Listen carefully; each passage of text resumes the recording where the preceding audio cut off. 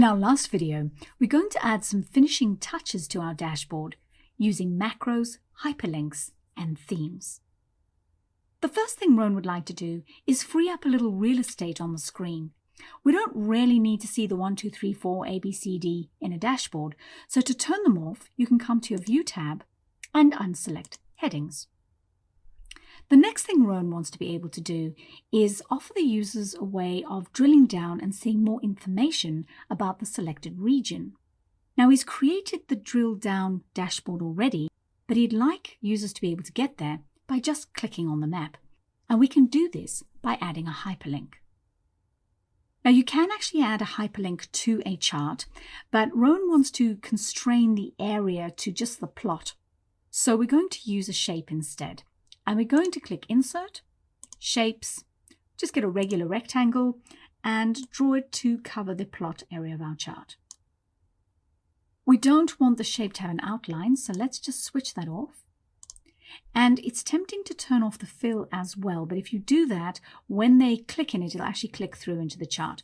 So we're not going to do that. We're going to press Ctrl+1 to open up our Format panel. We're going to come to Fill, and we're going to set our transparency to 100%. So the fill's there, but you can't see it. Right, we'll close up the panel, and now we'll add the hyperlink. You can do this by either coming to the Insert tab and selecting Link or Hyperlink, depending on your version, or you can just right-click on the item you want to add the hyperlink to, and again, just choose Link or Hyperlink. You can hyperlink to just about anything, a website, another file, but we want to link to somewhere else in this document. So I'm going to select Place in this document. I'm going to scroll up to my drill down sheet, and I'm going to make the cell C3 because it's behind the tiles, and I'm going to say OK. Now if you click away for a moment, bring your cursor back over the map, you'll see the hand appears, and when I click, it takes me to the drill down. And Rowan has already created the hyperlink to get us back, so just click on the back button and we're back. One of the really important things to remember with both pivot tables and pivot charts is that when the underlying data changes, they do not automatically refresh. So it's a really good idea to give your users an easy way of refreshing all the pivot charts in your dashboard. And we're going to do this using a simple macro. Now let's set up first. So we're going to click on one of the pivot charts.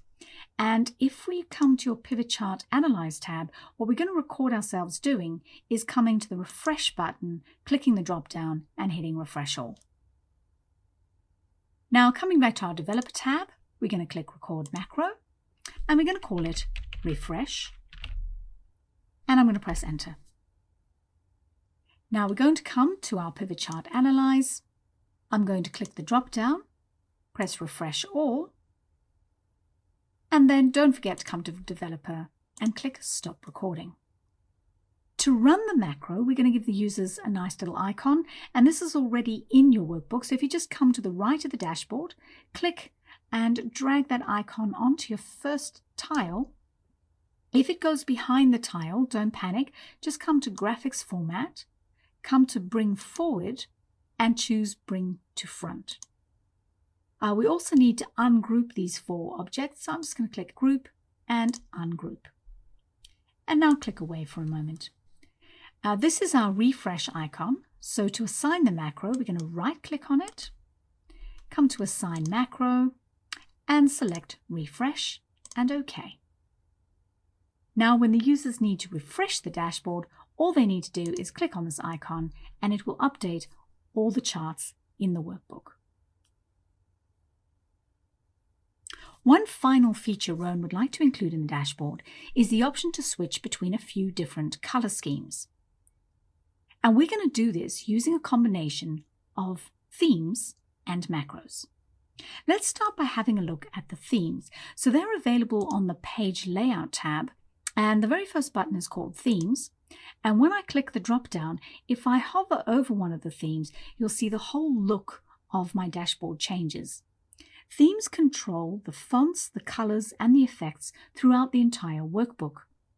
But because they can change your fonts and therefore change the sizes, that can actually throw your dashboard out of whack.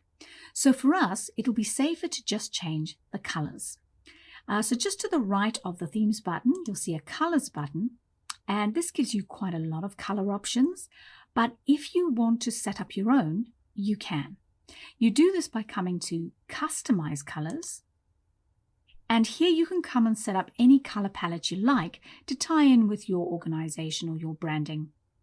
The important ones are the first one, which is your default text color. Your 6 accent colors are the colors you're going to see in all your graphics, so your charts and your slices. And then you have 2 hyperlink colors. We're not actually going to change any of these, but we are currently not working with a standard color set, so we're going to save it. And we're going to call it Aqua, and we're just going to click Save. That color scheme is now available not only in every Excel workbook, but across the whole Microsoft Office suite on your machine. If you needed to make it available to other users, if you come to Themes and Save Current Theme, that will save it as an external file with the extension THMX, and you can then distribute that to other colleagues so they also have access to that theme. What we're going to do now is record ourselves changing the theme colors. Now I'm just going to click onto one of the pivot charts so we can easily access the refresh button as well. And we're going to come to our developer tab, and we're going to click Record Macro. We're going to call this Theme Blue, and I'm going to press Enter.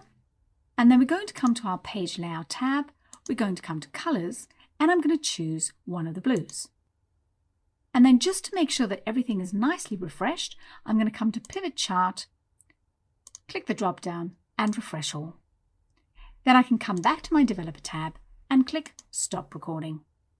All right, we'll repeat that one more time. So we're going to click Record Macro. This is going to be Theme Aqua. We're going to come to our page layout, click Colors. There's our custom Aqua theme. And again, I'm just going to refresh. So refresh all, come back to Developer, stop recording. And we already have the macro for theme green.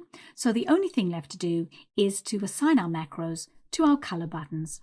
So I'm going to click on the first little circle, which is my Aqua, right click, assign macro, and that's going to be Theme Aqua. And then I'll just repeat that for the other 2 buttons. So next one is blue. And finally my green.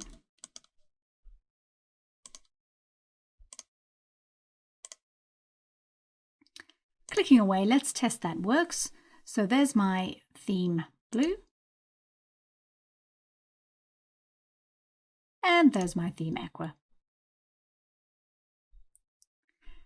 And that is our finished dashboard. It's been an exciting few weeks where we've looked at how we can extract useful intel from raw data using pivot tables, looked at a huge variety of great visualizations, and then we've pulled it all together with a stunning interactive dashboard. That's all we have to show you for now, but we look forward to seeing what you have to show us. So if you've had your own ideas or you've created your own dashboards, we'd love for you to post them in this week's Creative Corner. And if you're still looking to learn more, there is more to come. We have one last course in the specialization where we're going to unlock Excel's full business intelligence capability using Power Query, Power Pivot, and even a sneak peek at Power BI. Look forward to seeing you there.